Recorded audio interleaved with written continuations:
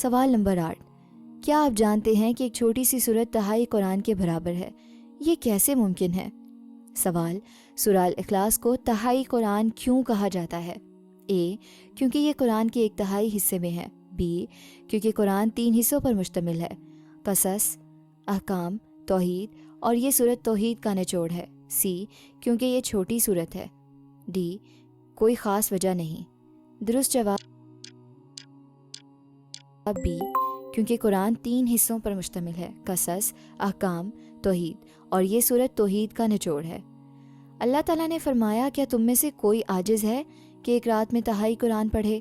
صحابہ نے پوچھا، یہ کیسے ممکن ہے؟ آپ صلی اللہ علیہ وسلم نے فرمایا، قل هو اللہ احد تہائی قرآن کے برابر ہے۔ لیکن یہ کیسے؟ قرآن کریم 3 بڑے موضوعات پر مشتمل ہے، قصص، انبیاء اور قوموں کے واقعات، احکام، حلال و حرام کی قوانین، توحید، اللہ کی پہچان اور یکتائی۔ سورہ اخلاص توحید کا مکمل خلاصہ ہے۔ 4 آیات میں اللہ نے اپنی پوری پہچان بیان فرما دی۔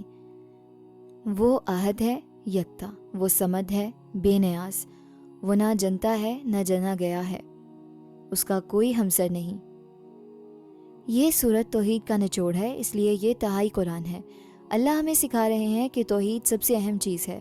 اگر آپ نے توحید سمجھ لی تو آپ نے قرآن کا 1/3 سمجھ لیا۔ اگر آپ کے پاس وقت کم ہے تو سورہ الاخلاص پڑھیں، یہ تہائی قرآن کے برابر ثواب دے گی۔ ہماری کوشش ہے کہ قرآن کا پیغام آسان اور خوبصورت لفظوں میں آپ تک پہنچے۔ اگر یہ کوشش آپ کے معیار پر پوری اتری تو اپنی دعا اور رائے سے کامنٹس میں ضرور نوازیں۔